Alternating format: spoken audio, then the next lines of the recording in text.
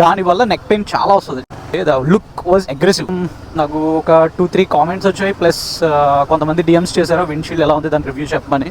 So I thought why not to make a video on it. So I'm talking about the windshield now. ఈ windshield నేను order పెట్టింది డాచ్కి design నుంచి. రీసెంట్గా నేను వైజాగ్ వెళ్ళొచ్చాను. ఆఫ్టర్ 450 to 500 కిలోమీటర్స్ రైడ్ తర్వాత నేను నా ఎక్స్పీరియన్స్ చెప్తున్నా. దీని ప్రోస్ అండ్ కాన్స్ గురించి మాట్లాడుకుంటే ఫస్ట్ ప్రోస్ గురించి మాట్లాడుకుందాం. ప్రోస్ ఏంటంటే దీని డిజైన్ వెరీ బ్యూటిఫుల్ డిజైన్. నాకు అసలు డిజైన్ అయితే చాలా నచ్చింది. ద లుక్ వాజ్ అగ్రెసివ్, కొంచెం అగ్రెసివ్గా మారింది front look.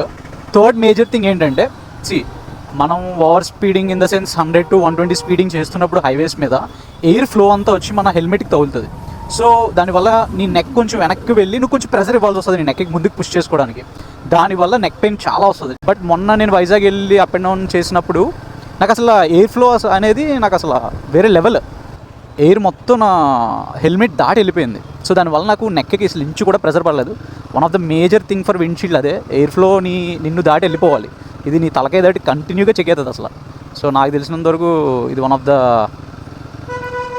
Finest windshield from డాచ్కి డిజైన్స్. నేను వాళ్ళని కింద ట్యాగ్ చేస్తాను, యూ కెన్ చెక్. అండ్ కాన్స్కి వస్తే మైనస్ థింగ్ ఏంటంటే వాళ్ళ విండ్షీల్డ్ డిజైన్ చాలా బాగుంది, కానీ వాళ్ళు దానికి మౌంట్ చేయడానికి ఇచ్చిన బోల్ట్స్ కొంచెం ఇంట్లో మేకులు కొట్టుకునే దానిలో ఉన్నాయి.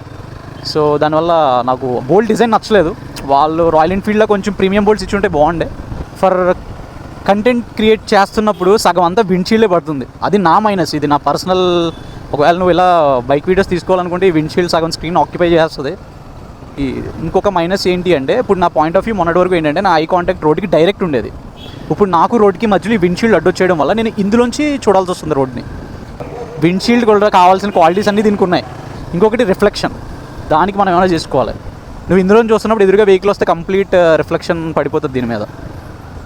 నీకు aggressive look and best windshield under budget కావాలి అనుకుంటే గో ఫర్ డాచ్కి డిజైన్స్.